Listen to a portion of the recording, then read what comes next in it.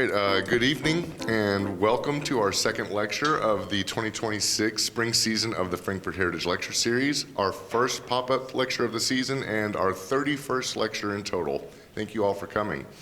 My name is John Carlton and I'm the organizer of the Frankfort Heritage Week Coalition and the co-organizer of this lecture series. As always, I want to give a big thanks to Paul Sawyer Public Library for hosting us and to my co-organizer, Adult Services Manager Diane Dehoney, who couldn't be with us tonight, for everything she and her staff do for the lectures and the community. Unfortunately, Diane had a conflict with another event this evening and couldn't be here. And of course, I want to give thanks to the Frankfort Plant Board and Cable 10 for taping these lectures and hosting them on their YouTube channel. And thanks to the State Journal for always giving us some great additional publicity. And thanks to the Kentucky Historical Society for helping us to officially contextualize these lectures through use of the America 250 Kentucky logo. One of the guiding, and unfortunately our lecture scheduled for this Saturday, Dr. Charlene Fletcher's presentation on Black women and confinement in the Gilded Age South has been canceled due to the snowstorm. One of the guiding ideas of this season, especially as we move intentionally toward America 250, is that history is not only preserved in laws, battles, or buildings, but in how people chose to be seen or could be seen. Before photography, before mass reproduction, and before modern media, portraiture was one of the most powerful tools for shaping memory, identity, and legacy. Even so, early American portraiture was never just decorative. It was aspirational. It told stories about family, status, and belonging. In a young republic still defining itself, portraits helped answer fundamental questions. Who matters? Who do we value? And how do we want to be remembered? But it's also important to say plainly that portraiture in early America was a medium of access and privilege. Having one's likeness painted required time, money, and social standing. For many, particularly people of modest means, enslaved individuals, free people of color, women outside of elite families, and others on the margins, portraiture was often unavailable or their lives went unrecorded in this form. What survives on canvas, therefore, represents not a complete picture of the past, but a partial one, shaped by class, power, and opportunity. Here in Frankfort, the questions of who matters, who do we value, and how do we want to be remembered took on a distinctly local form. As a crossroads community, political, commercial, and cultural, Frankfort was shaped not only by the statesmen and settlers, but by the itinerant artists who moved through the towns like ours, Robert Burns Wilson, Paul Sawyer, Matthew Jewett, and more, recording faces, families, and ambitions at a moment when Kentucky itself was still becoming Kentucky. There is no better place to explore that story than Liberty Hall Historic Site. Liberty Hall is more than an architectural landmark. It is a visual and immersive archive of early Kentucky history. The portraits that line its walls and those of the Orlando Brown House offer rare insight into how one prominent Frankfort family understood itself, its place in history, and its connection to the broader cultural world of the early United States. Until recently, much of that portrait collection had gone unresearched, and today's lecture helps change that. So without further ado, please welcome adult programming librarian Megan Pickett to introduce today's speaker.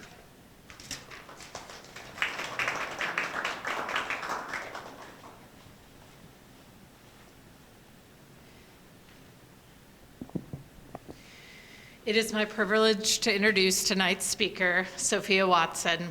Sophia serves as interpreter and art specialist at Liberty Hall Historic Site. She holds a bachelor's degree in art history and curatorial studies from Brigham Young University. Originally a Utah native, she moved to Kentucky in July of 2024 and quickly became fascinated with Kentucky's rich American art history. Please welcome to the podium, Sophia Watson.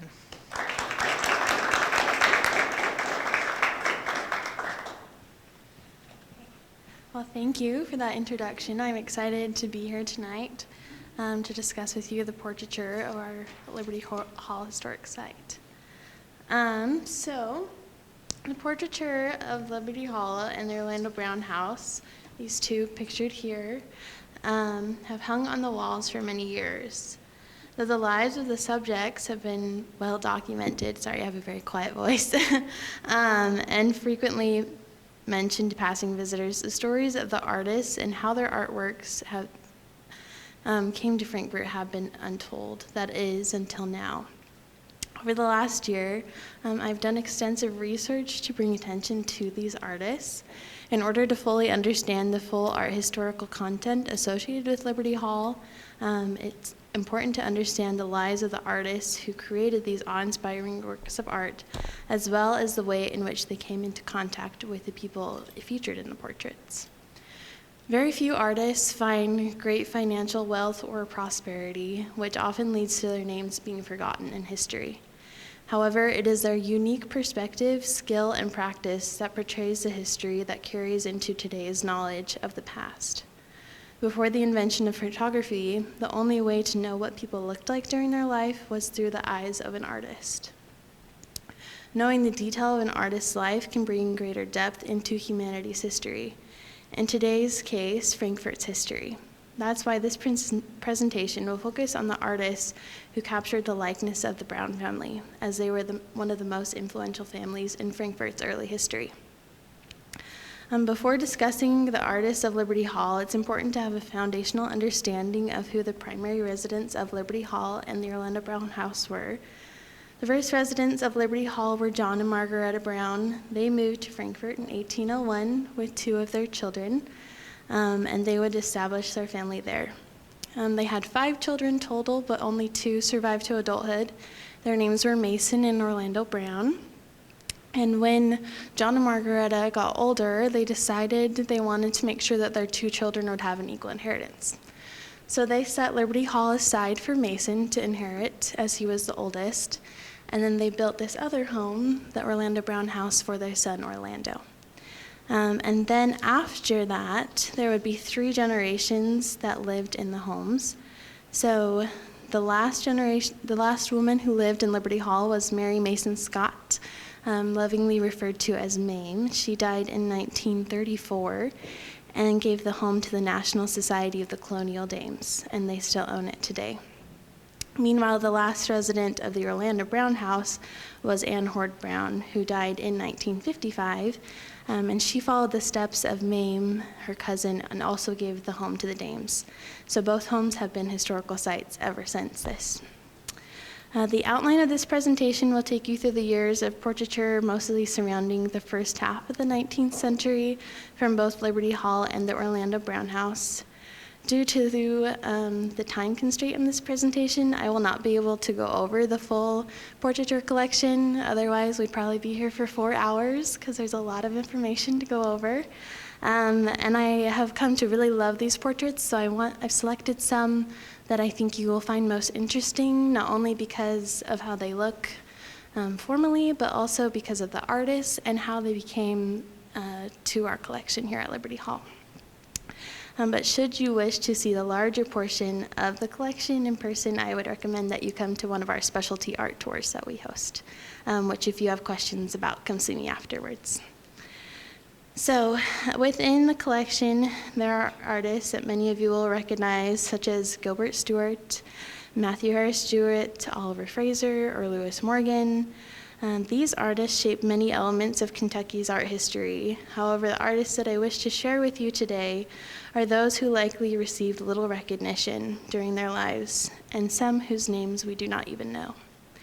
In many ways, the following names I will mention are the backbone of Frankfort's art history. You may be asking, why is it important to know the artists who that history has forgotten, or why should we even spend time on portraits that have no artists attached to them? These are very common questions. When I first started studying art history, I often had these questions as well. I wanted to study Vincent van Gogh or Leonardo da Vinci, but throughout my education, I came to find that there are many artists in our history that we don't know who have created some of the most beautiful artworks, and their stories tell us about our own lives and about the history that we live in now. Kate Hissel, an art historian, said it best. Artists pinpoint the moment of history through a uniquely expressive medium and allow us to make sense of a time. If we aren't seeing art by a wide range of people, we aren't really seeing society and history or a culture as a whole. It's important to know more than just the names of the people who have been on the pages of our history books for centuries. but it's also important to go back through history and find those who have been rarely written about or completely forgotten. In my own opinion, it is these forgotten artists who truly shine a light on history and its reality. These fading voices from the past are the voices that give perspective into our shared humanity with those who have long passed from this life. The more that we understand the forgotten, the more clearly we see the world we inherited from those who came before. So there's a certain tradition of artists that come through Frankfort. So a lot of them, we refer to them as itinerant artists. These artists mostly came from the 19th century. That's when kind of the popularity of that tradition happened. So they would often explore the Kentucky area as well as up to Ohio. They'd go down to Mississippi and all these different places. And as they would travel, they would stop in various cities, stop somewhere for maybe a day or two, maybe a month, however long they wanted, and seek out clientele. Often they would seek out the wealthy families like the Browns, or people who own plantations, things like that, so that they could come back over time and paint their children down the line as well. So this is pretty popular, and it happens a lot in Frankfort because we are right between Louisville and Lexington. So it's a great stopping place. We're also on the way to Cincinnati and other big cities like that. So a lot of artists would come here and set up a studio, show off their artwork, or they'd approach various houses that they thought maybe someone within the home would be interested in a portrait, and that's how they would build their clientele. The thing is, though, because they are just traveling artists, they don't really get to have large exhibitions, or they don't get to be part of this large culture that's back east where all of the portraits are being made and shown in museums. And so their names get forgotten quite a lot. So the first portraits I'm going to discuss are the portraits that hang in the Orlando Brown house. They are related to him in one way or another, and many of the portraits within the home are direct descendants of Preston and Elizabeth Watts Brown. Preston Brown is the younger brother of John Brown, which makes him Orlando's uncle.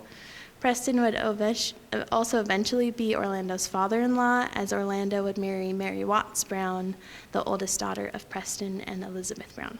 This connection has warranted that many of the portraits of Preston Brown and his other children were donated to the site. So the first portrait here, this is all four of them together. The first four we're going to go through, and then there's some more after this. But the first one I want to talk about is here. This is the first Louisa Brown Rux, painted by Joseph Henry Bush. So I'll give you a little information about Joseph Henry Bush. So he was born in 1974 in Mercer County, but he spent the majority of his childhood here in Franklin County.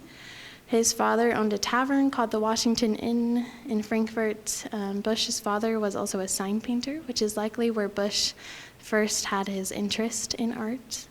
And then he spent a lot of time teaching himself different ways to paint. So he would watch other artists as they came through Frankfort. He would also look at the portraits in the homes around him of potential family or friends and copy those portraits.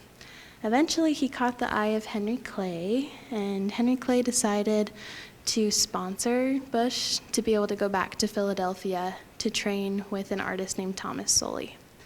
Thomas Soley was one of the most premier portrait artists in the East, and so being able to train with him was a high honor and very impressive for Joseph Henry Bush to have this training so early on.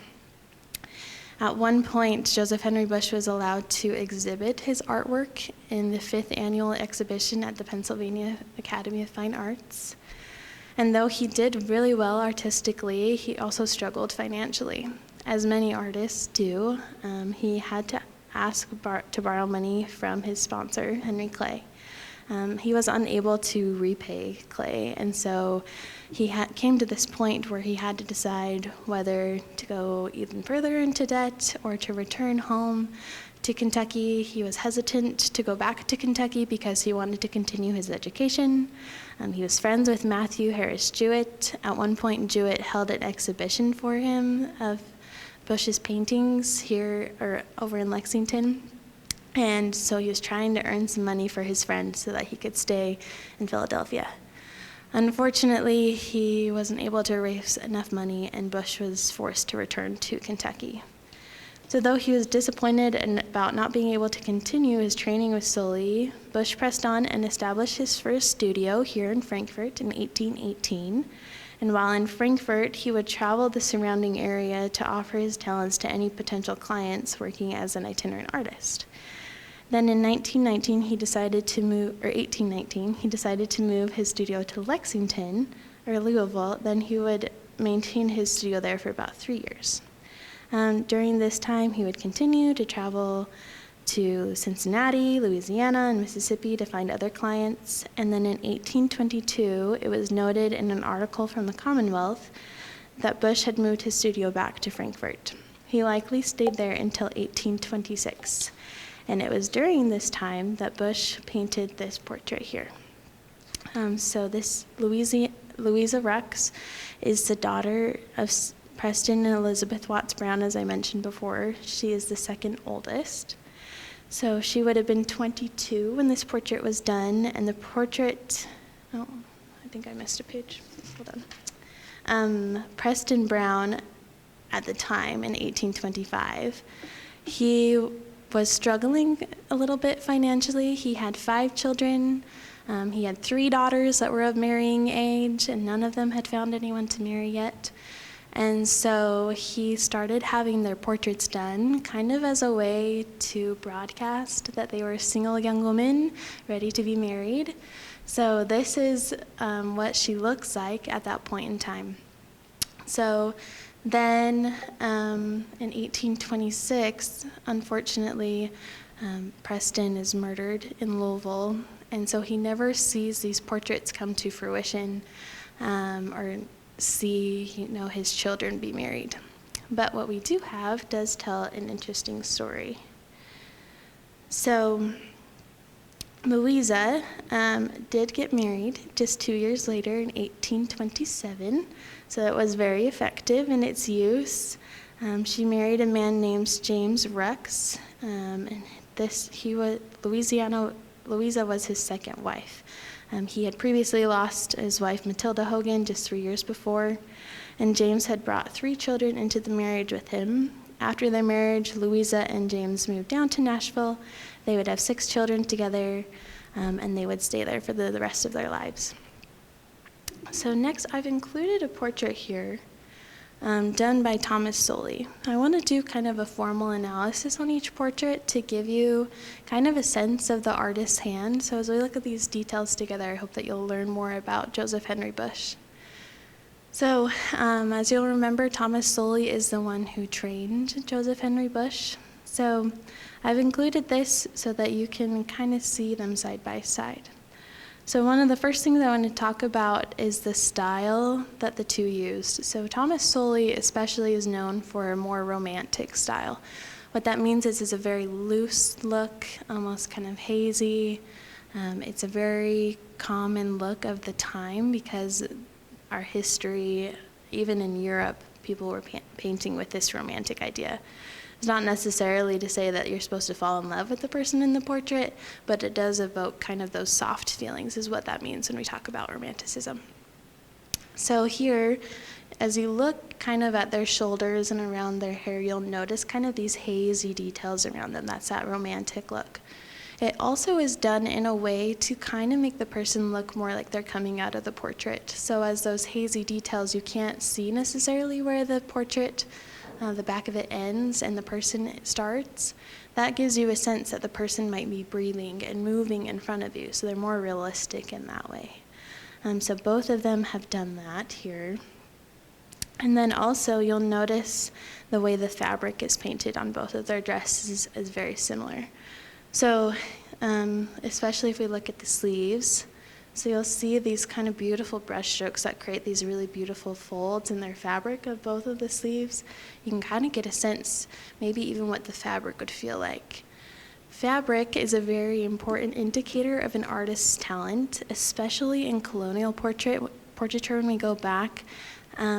they would have a portrait artist, they would create the whole portrait, but they wouldn't do the clothing of the person.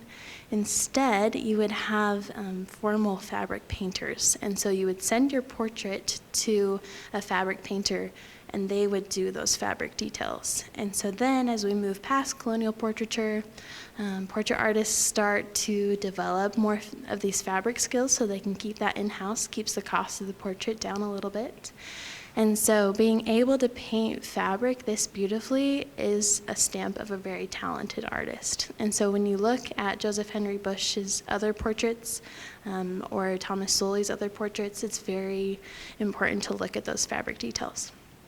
And then also, we'll start to talk about maybe some differences in their style as well. So when you look at Louisa's hair, she has kind of a light on her hair. You can see maybe some of those individual strands. You get a sense of where the light source is coming from with her. And then with Thomas Sully, he doesn't have as much light in her hair. And so this is just a difference in style. It's not saying who's better or worse, but it's just a little bit of a difference. Another difference here between the two that you'll notice is in their eyes. So when we look at Louisa's portrait, you'll notice there's a lot more detail around the shape of her eyes. She kind of has a little bit of a bag under her eyes. You'll see a little bit more of her eyelids, things like that.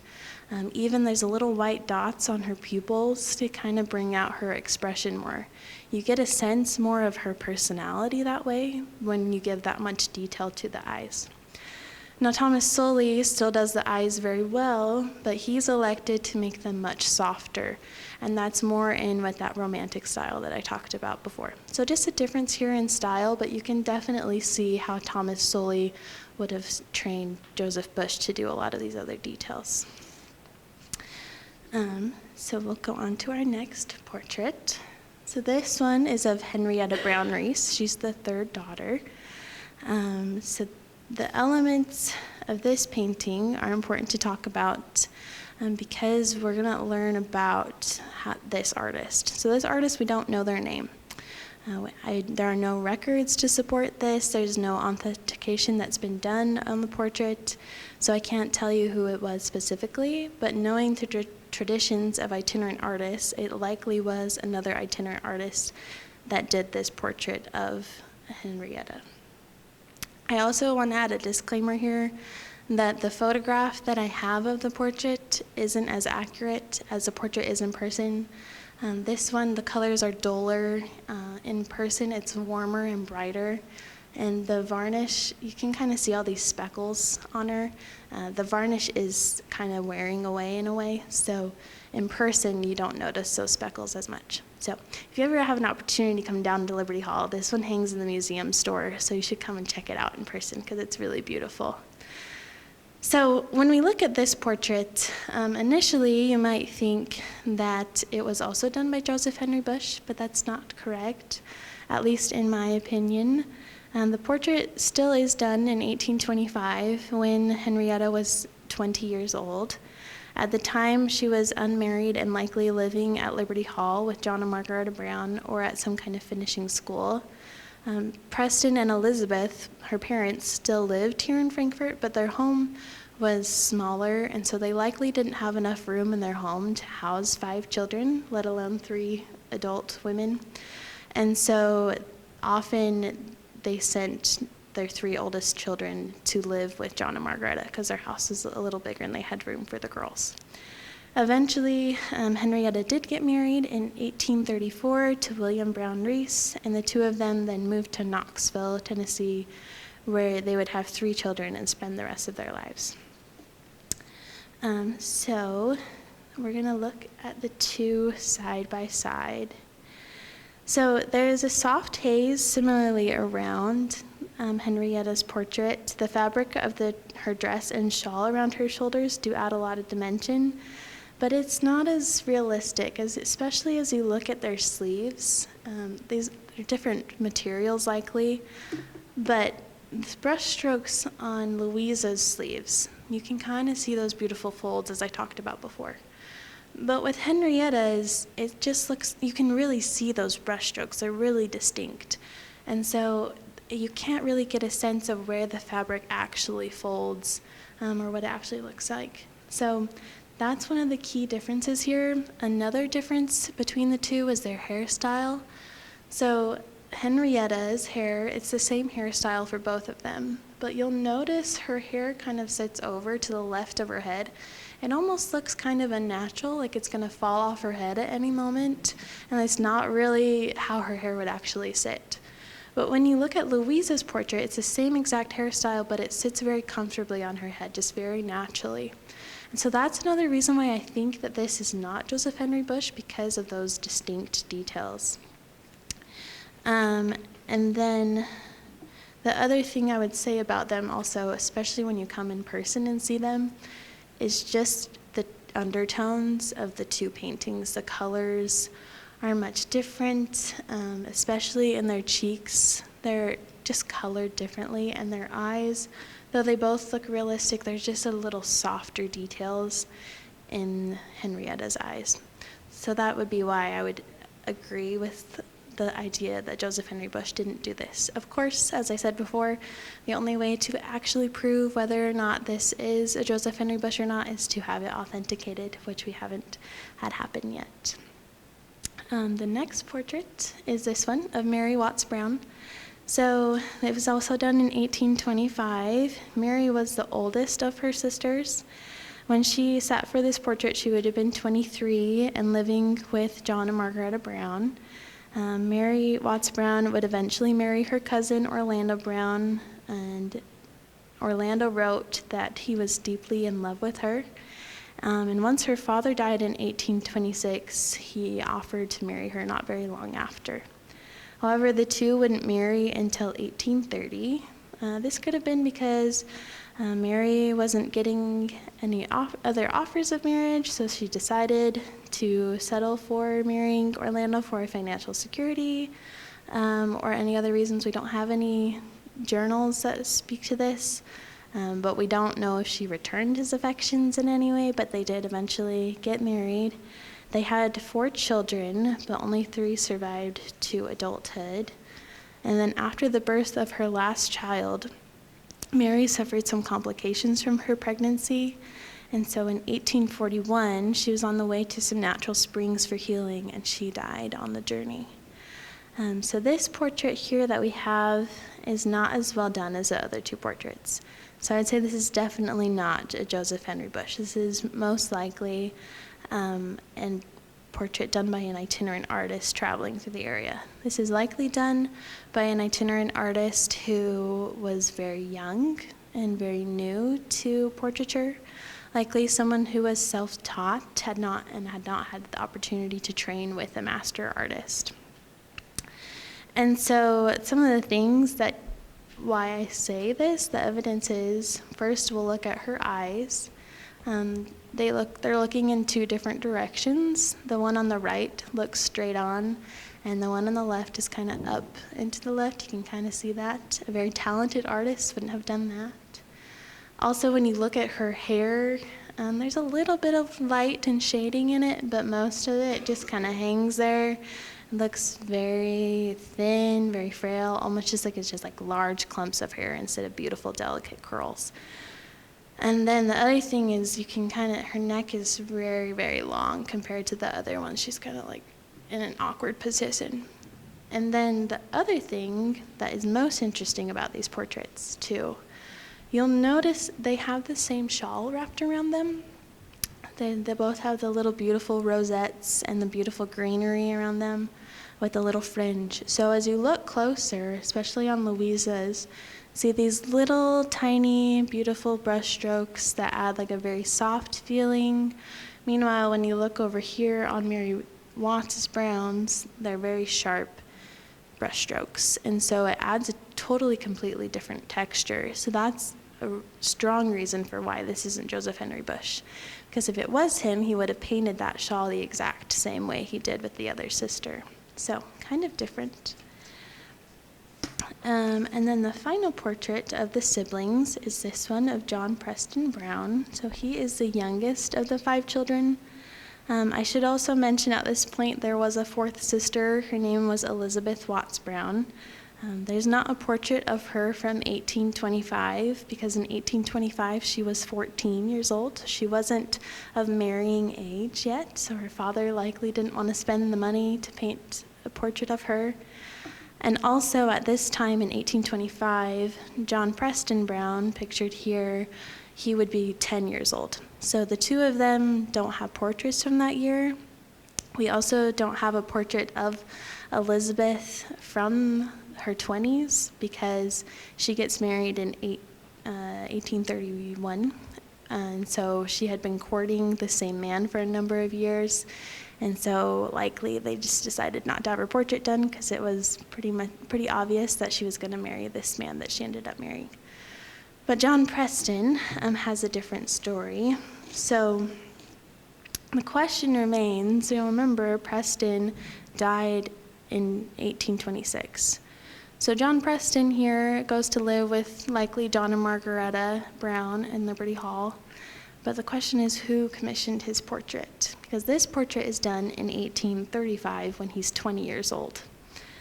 So what I think happened, but I'm not for sure, we're still researching this. Every day I find new facts about what happens here. But from the pieces I know about his life, is he went to Oxford College in Cincinnati, or in Oxford, Ohio, which is now Miami University of Ohio. And so he got his degree there. John Brown paid for him to go to school. He graduated in 1834. So in 1834, he likely was trying to decide what he wanted to do. He had an idea potentially to go back to live with his mother, who was in Virginia at the time. He also had the option to move down to Nashville with his sister, Louisa. He also probably could have come back here to Frankfort if he wanted, but he chose to go to Nashville with his sister. Before he goes to Nashville, he visits his mother in 1835 in Virginia. So we have this period of time from 1834 to about 1835 where he goes to see his mother and then down to Nashville. And I think that's when this portrait is created. When I look at this portrait, I think it looks very similar to his sister's portrait, Louisa. I'm going to pull all four of them up. So hers is that one on the very end in the blue. If you see their eyes, they look very similar in that way. They both got kind of that hazy look around them. Also, the backgrounds are very similar coloring. Lots of artists would pick to choose the same coloring in most of the backgrounds of their paintings. So it's very possible that what happened is John Preston sought out Joseph Henry Bush. Now, in 1826, Joseph Henry Bush had moved his studio to Cincinnati at the Academy of Fine Arts, and he was there until 1845. He was still working as an itinerant artist in the Ohio River Valley, but he would have been in Cincinnati often. And so what could have happened is that John Preston sought him out. He likely remembered that the artist had done his sister's portrait, likely was a fan of his work or really appreciated his sister's portrait, so he wanted to have his portrait done by another artist. Perhaps he wanted to have a painting of himself in his 20s like his sisters had, or potentially he was thinking, well, I would like to get married soon. I should do what my father did and broadcast myself to available young women that I'm ready to be married. He could have sent this portrait down to Nashville, where his sister lived, where he intended to eventually live, so he could find a wife there, which we know that he did find a wife. In 1837, he married Jane R. Nickel from Nashville, Tennessee. The two would then live in Nashville for the duration of their lives together. So this is kind of just an idea of who the artist could have been based off of John Preston's movements. Again, we would have to do some authentication and deep research into whether or not this happened, but it's very likely the two were around each other and sought one each other out. So I also want you to look at the four portraits here together because it's more apparent when you see all of them that, especially the three sisters, that these are all different artists with different styles, with different abilities, and gives you a little more perspective into what that looks like. So The next portraits I want to talk about are also in the Orlando Brown house. So this is the first one. So the next portraits are done mainly by Trevor Thomas Fowler, and then this one was done with Trevor Thomas Fowler and his colleague Theodore Sidney Moyes. The two of them owned a studio in New Orleans with two other artists, Paul Poinsy and Benjamin Franklin Reinhardt. While this is where they did the majority of their work, Fowler and Moyes also traveled together and worked as itinerant artists, and at other times they would travel on their own to various parts of the country. So the first painting of them that they did together is this one of Mason and Orlando Brown Jr. It was done in 1844. Before making their alliance, Fowler and Moyes had come from very different backgrounds. Fowler was from Dublin, Ireland, and he had been formally trained at the Royal Academy in London. He even exhibited at the Royal Academy, which is a very high honor for the students of the Royal Academy. At some times, Fowler wished to come to the United States. He wrote about it a few times, and eventually he did come here in 1830. And then in the 1840s, he set up his studio in New Orleans with the other three artists I mentioned. And so times he would travel the Mississippi and Ohio River valleys alone, and other times he would travel with Moyes, as I mentioned before. Moyes is considered to be one of the first artists of the South. He was originally from Charleston, South Carolina, where he was taught the basics of painting from his aunt, Pinya Moyes, and the rest of his skills he taught himself through diligent practice.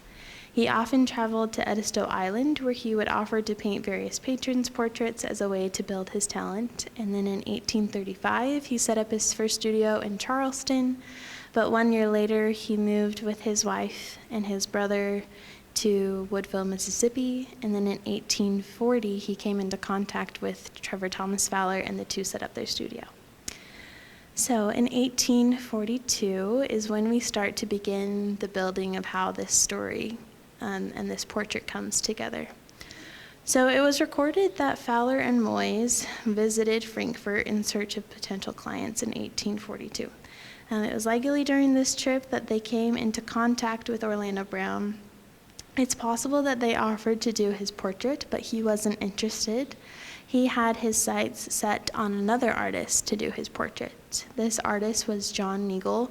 He was a very prominent portrait artist. He was very well loved, very well known throughout Kentucky, and even back in the eastern states.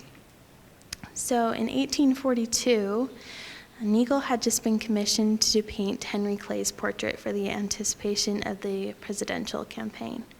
And while Neagle was doing the portrait, Orlando had the opportunity to meet him. Neagle must have made a lasting impression on Orlando because when the painting of Henry Clay was finished in 1843, Orlando wrote a glowing review of the artwork in the newspaper he edited, The Commonwealth. 6 months after the article was published, a letter arrived at the Orlando Brown house from John Neagle expressing his desire to return to Kentucky and paint Orlando's portrait, his wife's portrait, and the portrait of the children. However, he never came back to Frankfort. So that's likely why Fowler and Moyes were chosen to do this portrait. By the time they came back, in 1844, Orlando had given up hope that John Neagle was going to come back and do the painting, so he commissioned the two artists to paint his children, which is this portrait that we have. While in the white shirt, you'll notice this is Mason Brown, and then the red shirt is Orlando Jr., and besides them is their dog Judge, who was a very well-known and loved dog in Frankfort. The two are positioned in a manner that looks as though you've just come up on them on a fishing trip. Oh, I don't know why that's doing that. Anyways, I don't know how long that's been there. Anyways, so it looks like you've kind of just come up on them while they're doing their favorite hobby, fishing with their dog, likely over in the Kentucky River. But the two of them, even though their posture is very open, they're not really interested in you joining them. You'll see Orlando in the back is kind of pointing off to the right of the painting. The dog is looking off to the right. And Mason, though his face looks at you, his eyes aren't really making contact with yours. They're over to the side. So something more interesting is happening. Likely it's probably a fish in the river or something like that. So the artists have created this really exciting moment. And so this has become a very well-known portrait because of this composition that the two created. Now you can see the blend of their styles here in the way that this is a very formal looking portrait. I mean, their clothes are very formal. This is not something that two boys would have been wearing in 1844 to go fishing. But they're posed in a very almost European way of just like inviting you into the portrait. So that is where Thomas Fowler's style comes in. Even with the background, with the clouds like that, that's very European. And they like to add this kind of atmospheric look to their portraits. But where you see Theodore Sidney Moyes' influence is in his understanding of more Southern culture. So you see that they're barefoot. He understands that people often went fishing barefoot. You kind of get a little bit of the landscape in the back, some ideas that reflect some of that Southern culture that he was more familiar with. So it's the blend of these two that you get the result here, which I think is very beautiful and something awe-inspiring. So the next portrait, it won't go next. Can you help me? There we go, okay. So the next portrait, this is Orlando Brown, done in 1849. But this one is just done by Trevor Thomas Fowler. So there is no story of drama between Moyes or Fowler. This is just one instance where Fowler was traveling by himself. In 1849, it would have been even more evident to Orlando Brown that John Neagle was not going to come back and do his portrait. So at this point, we know that Orlando Brown already had another portrait of himself done by Lewis Morgan in 1840. But it's obvious that he wanted another portrait of himself. There are no letters or journals that say why he wanted one, but some possible reasons could be that he didn't like the first one that Lewis Morgan did, or in a stroke of vanity, he wanted to see what another artist could capture him like, or this is also another way to show off his wealth. To have multiple portraits is a way that people would express, like, I have enough money to have another portrait of myself. And so this one currently hangs in the hallway, and then the other portrait hangs in the parlor of the Orlando Brown house. So you kind of get kind of this double look at Orlando as a way to kind of show that he's more wealthy in that way. So from a formal analysis, Orlando's portrait has a very hazy feeling to it. Again, that kind of coming out of the portrait look. And then there's also that more atmospheric look with the clouds coming in the background. You get these kind of dark spots coming up around him. And then he's a very polished look. Now, another interesting thing about this portrait that I found as I looked closer, though Orlando looks kind of expressionless, he actually has kind of an inquisitive look. If you look at his right eyebrow, it's slightly raised. And so what Fowler has done in this moment is invited you into the portrait. And so it's almost as if Orlando is asking you a question, but it's only a question for those who are going to stay long enough to look at that portrait. So kind of an interesting twist that Fowler does here. The other portrait that we have that I think is done by Fowler is of Mary Watts Brown. So this portrait is interesting. So says that it was done in the 1840s. It says there's no artist listed here. And so there's really not much I can tell you about what was going on. Now you remember that Mary died in 1841. And the other two portraits that we have by Fowler were done in 1844 and 1849. So this would have been after her death that Fowler came through Kentucky. So you might think at first, well, this is impossible that he could have done the portrait. She wasn't even alive. She wouldn't have sat by for it. But when you look at it compared to her older portrait, you'll notice there are some similarities here. So both of them are wearing red dresses, very similar dress. The sleeve in the newer one has been changed slightly. And then they've got a similar posture. Their hairstyle is the same hairstyle, and they're looking at you as an angle is the same way. The other thing that's interesting about them, though, is they've changed the shawl. So this other one around her is more of an Irish print. So the Browns have Irish heritage, so perhaps Orlando wanted to bring kind of their family heritage into the portrait. So what I think happened is Orlando was grieving his recently deceased wife and probably missing her quite a bit. And the only thing he had to remember her by was this portrait, which wasn't very well done. He probably felt that every time he looked at it, he's like, that's not her, that's not what I remember. And so when Fowler comes through to do the portraits of the children and of Orlando himself, I think what happened is he asked Fowler, would you repaint this former portrait that I have of my wife? So Fowler's changed a lot of things. It's a lot better quality, but one of the most distinct differences here is that Mary has a smile on her lips. This is probably how Orlando wanted to remember her. Also how he wanted his children to remember her. When she died, her children were 10, 5, and 2. So they would have been very small and not known what their mother looked like. So it's very possible that Orlando wanted to have this portrait done for that reason. And then also, I brought another portrait by Trevor Thomas Fowler for you to look at, so you can kind of compare the two.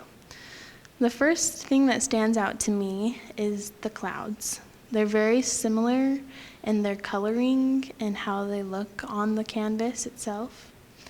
Then also you'll see that there's pillars in both of them. They're different styles of pillars, but this is a very common thing that someone with a classical training like Trevor Thomas Fowler would have had. And then another thing about them is the hands in the paintings. So they're in very different positions, but being able to paint hands is a way for an artist to really show their ability to paint. Hands are very hard to recreate, and so even though they're in different positions, it would have been something that Trevor Thomas Fowler would have spent a lot of time studying, especially at the Royal Academy. He likely took a lot of drawing classes, had master artists coming by his artworks often and teaching him how to correct things. He also would have been able to study from live models at the time, and potentially even looked at anatomical drawings of hands. So someone of a very classical training definitely had to do this portrait of Mary Watts Brown. A lot of artists who come through Kentucky, those itinerant artists, are not artists that have classical training. And so that's why I think that this is a Fowler painting, because the hands, and it's showing off that ability to recreate them. So just a little food for thought. Of course, again, we'd have to authenticate it and make sure, so don't take any of what I'm saying as fact, but these are just from my formal training as an art historian, what I think happened here. So this is our last painting that I'm going to talk about. This is my favorite painting. So we're going to spend a little bit of time here. So this painting is a Benjamin Gratz Brown, done in 1837 by Jane Cooper Soley Darley. This portrait is the only portrait done by a woman. In order to really understand Darley, it's important to understand the context in which she created art. So for the majority of our humanities history, it's been extremely difficult for a woman to become an artist, let alone a successful one. This is likely due, and largely due, to societal constraints and expectations of women that existed up until the mid-19th century, when the traditions of the world began to change, largely due to the first wave of feminism. A typical method of becoming an artist before feminism was to be trained by a master artist. So what this means is that when you get the apprenticeship to train with a master artist, you are spending a lot of one-on-one time with the artist. And most artists, if not all, were men. And so it's very appropriate for a young male artist to come and train with a male master artist. Nobody had any qualms with that back then. However, it was really inappropriate for a woman to spend that much time alone with a man. And so it wasn't possible for a woman to be trained by a master artist. However, there was a loophole. If your father or your brother or your uncle or some other familial relation was an artist and a very well-trained artist, then you could be able to be trained to become an artist. So you'll notice her name is Jane Cooper Soley Darley. So her father is Thomas Soley, who is the artist who trained Joseph Henry Bush. He trained a lot of artists. And so her father was very talented, and so from a very young age, she began learning how to do portraiture like her father. So she had 3 older half-siblings and 2 younger sisters. All of the children did art, but Thomas Soley said that Jane was the most talented of all his children. So what happened is she would come into his studio, and she would copy his portraits that he did, and just to get some practice. And then eventually she would start doing her own portraits, and she would have her father come in and finish up the details or adjust various aspects of the painting until she could completely do everything on her own. And then she began to develop her own style. So then, as she got more confident in her style, she started seeking out more clients and patrons and things. She began to gain a little bit of recognition, likely due to her connection to her father and also for her artworks. And at the age of 24, in 1831, she became an academician at the Pennsylvania Academy of Fine Arts. So the academicians were a group of artists that were in charge of the Academy's school life and assisting in exhibitions held at the Pennsylvania Academy of Fine Arts.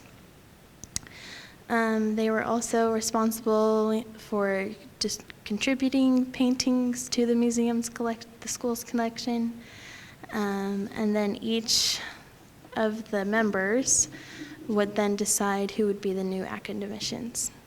This was usually a group of about 40 people, and it should be noted here that Jane Soley Darley is one of 3 women to have ever been an academician at the Pennsylvania Academy of Fine Arts. So really rare opportunity and really important to note here of her.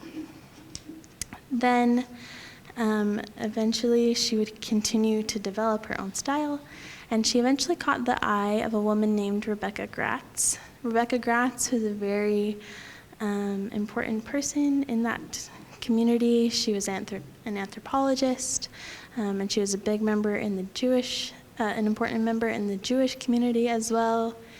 So sorry, I lost my place. But this is an example of how Jane Soley Darley was able to make a name for herself by being connected to someone of such importance. So this is when this portrait comes into play, is with Rebecca Gratz. So at this time, Benjamin Gratz Brown, I'm going to refer to him as Gratz throughout the rest of the presentation, that was his nickname. Here in 1837, he's 11 years old. His mother, when he was 1 year old, her name was Judith Bledsoe. When he was 1, his mother passed away. And so his father, who was Mason Brown, John Brown and Margaretta Brown's oldest son, took him and raised him for 10 years on his own. And then he married another woman named Mary Yoder. So they get married in 1835. And then 1837, John Brown dies. And so Mason, as the oldest son, is required to go to Pennsylvania, in Philadelphia, to settle his father's estate.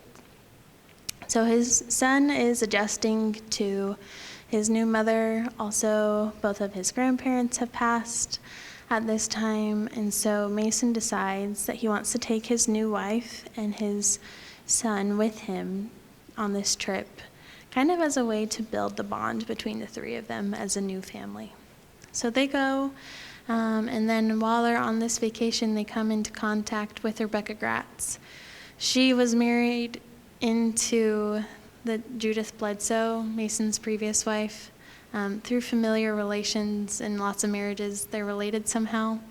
And that's where the Gratz's name comes from, is through the Gratz family. Anyways, so while they're there, they meet Jane Soley Darley, as she was an artist that Rebecca Gratz had found a lot of favor in. And so then she offers to do this portrait, and she starts it, and then Mason returns home here to Frankfort. And then in a letter on January 10th, 1839, Mason wrote to Rebecca Gratz expressing his excitement in seeing the portrait of Benjamin Gratz Brown.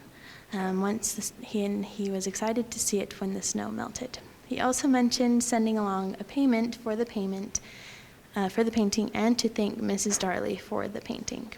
So from this, we learned that this portrait is indeed done by Mrs. Darley. Previously, this portrait was attributed to Oliver Fraser, which is not correct. Also, a lot of Jane Soley Darley's portraits were attributed to her father because they obviously have a very similar style. So this portrait here is one of those portraits that for a very long time has been attributed to her father, but it actually is done by her. And you can see she's got that very soft detail. I'll go back to the portrait. This one is much better in person as well. But they both have these really soft details and beautiful things that Jane Soley Darley developed her own style. Her father's style is a little different in the way that he captures a more distinct look, especially with the eyes here. You'll see more of those kind of details. It's very soft still, but she's kind of had her own turn with the portrait. So what I hope today is that you've learned a little bit about the artists from Liberty Hall. And I hope that you've understood the importance of going back through history and finding these artists who have either not ever been known or have been wrongly labeled. I hope that you will be able to have a greater insight into the lives of the patrons, the people who had these portraits done, but also have an understanding of the time in which these portraits were creating. Knowing these details of how each artist traveled from place to place or how they overcame difficulty brings depth into the world that we live in now. We can better understand the world around us as we learn about the way in which these paintings are created. Though the name of each artist that painted these portraits, the context and how they placed each careful brushstroke gives a sense of who they are and who they might have been. There is still more research to be done when it comes to the portraits presented today, as well as the other portrait in Liberty Hall's collection. But I hope that each of you will come to Liberty Hall and that you will come see them in person for yourselves. And if you do want to come and see them, come ask me about the portrait tours. We have a special discount code if you sign up today. But I really do encourage you to come see them. And we hopefully will be showing even more of the collection in the coming months. So, thank you. We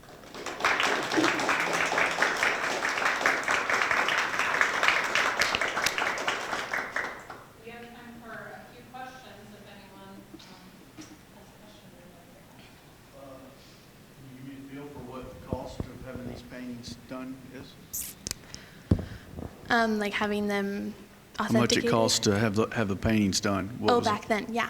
So it depends on the artist, of course, but for something that was like an artist that's well established, for example, Jane Soley Darley, the portrait of Benjamin Gratz cost about $50 in that day's money. Uh-huh.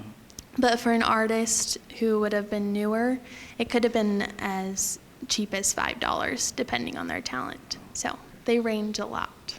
But yeah.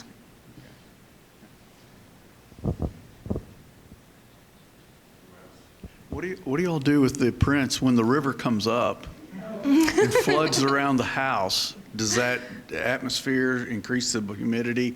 What do? The prints stay in there, or it's all climate controlled? We do have some indicators within the home that tell us like humidity levels and things like that. We've also tried to keep all the portraits up on the higher floors for when the water does come up. Yeah. I don't know, John would probably know more about that, but he's our curator over there. Oh, okay. Yeah. We've actually we've invested in a microclimate climate control unit, and we're going to, not just because of the floods, but because humidity in general in Kentucky has just gotten worse and worse. There will be a section of the house actually that's going to be partitioned off to become microclimate controlled to like the 10th of a degree, in a way to where we can preserve the majority of our artwork and our textile collections and the stuff that's most at risk. When the one print, it has some blotches in it. That's all you can give, he's not answering. I think that picture was actually taken before there was some work done on that. So Yeah. we actually do have work done on the portraits over time, just as needed. Yeah. And so they've gone to Cincinnati before, or people come here. There has been restoration work done on them over the decades. Yeah. I'm just wondering, because as old as they are, they look like they're in really great shape, and I'm thinking the materials they used to paint those, it's just incredible to me that this day and age, that we can look back at something like that old, and that's still intact and looks as good as it does. Yeah, a lot of that has to do with the varnish that they apply to a painting. So when you do an oil artwork, after it's completely dried, you'll add this varnish over the top to preserve it. And so those splotches on that one painting of Henrietta, we can take off that varnish without disturbing the oil paints. And so then we can redo the varnish, and that's a very simple, well, not simple thing, but it's easier to do than replace the paint on the portrait. So, yeah. Yeah. You mentioned that some of the portraits of the young women were used as to advertise their eligibility, or I mean, in what manner were they used? When people would come to the house and see them hang, and they weren't published, were they? No. So they would likely just hang them in the home. And so then, especially back then, they would have a calling hour. And so what a calling hour is when you can come to the home and visit who's within the home. So if the young women weren't home, then you might see their portrait and say, oh, who is that? I would like to meet them. I'll come back a different day when she's here and meet her, kind of way like that, if that makes sense. I see. Yeah. Thank you. I never thought to ask you this. Is it possible if Preston was murdered in 1826 and the portraits were commissioned around 1825, and there's two that we have unknown artists, is it possible that Mr. Bush just rushed them because maybe there wasn't a payment from him? Is that something, or are the styles just too different? I think it could have potentially been that with Henrietta's portrait, because when you look at them, especially when you come to Liberty Hall and they're in the museum store together, they're very similar. I actually went back and forth on this for a while. So that's very possible that he just did it in a rushed manner. I don't know much about his personal method, but I think especially with the one of Mary Watts Brown, it's just too different, and there's not even like a foundational understanding of art between the two. But yeah, could have been. Yeah. So at least from sitting here and viewing the presentation, it's obvious to me maybe that they didn't sign portraits on the front. So the ones that you know about, are you educated guessing because of the artist style, or is there something in the history or on the back of those portraits where the signature would have been?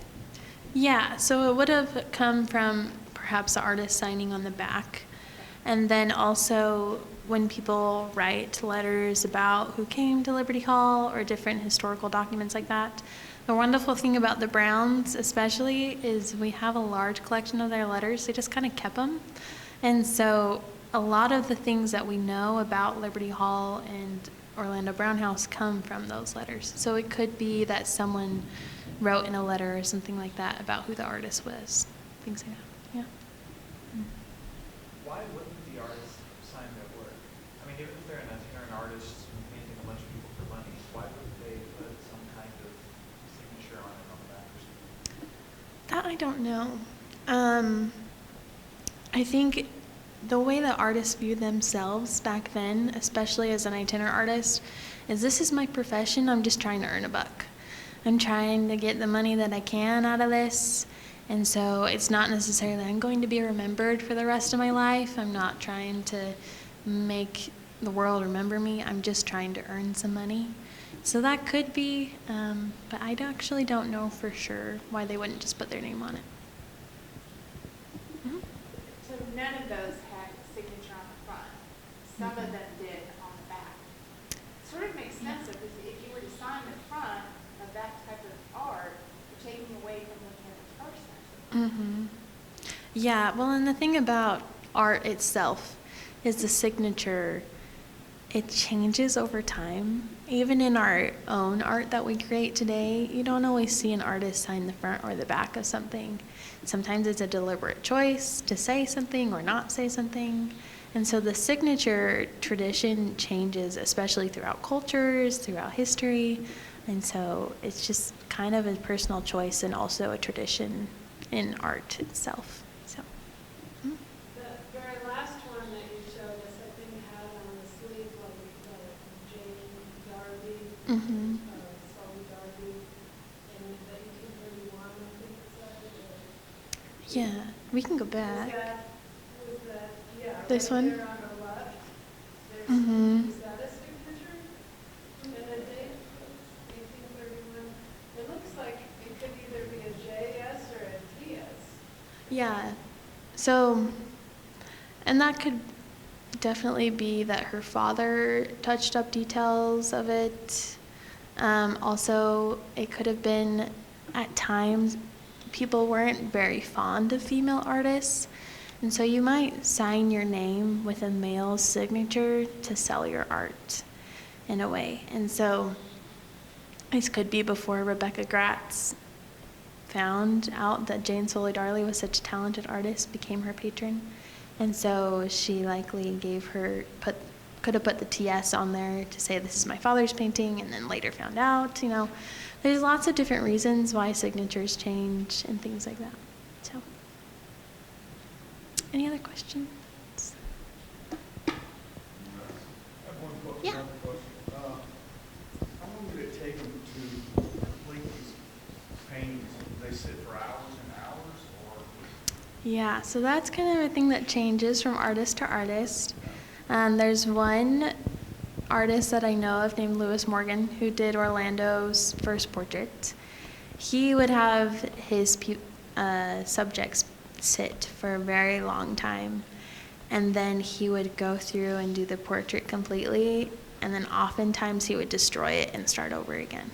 And then you have other artists like Gilbert Stuart, who did another portrait in Liberty Hall, and he would try to do it really fast so that he could get as many portraits out as he could. So it might be maybe just like an hour or two, or it might be the whole day that you would sit for a portrait. It really depended on the artist's personal method. So, yeah. All right, any more questions? You have time for one more. All right. Sophia, thank you so much. Please give you a round of applause one more time. Thank you all for coming tonight. And I want to let you know, as I said, that Saturday's lecture is canceled. So our next lecture is February 7th at 1 o'clock, and it is Sharon Cox presenting the life and work of Harry Mordecai, African-American plasterer and bricklayer in early Frankfort. And he did the plaster work at the old state capitol, and I believe Orlando Brown House as well. So thank you all so much for coming tonight, and we'll hope to see you soon.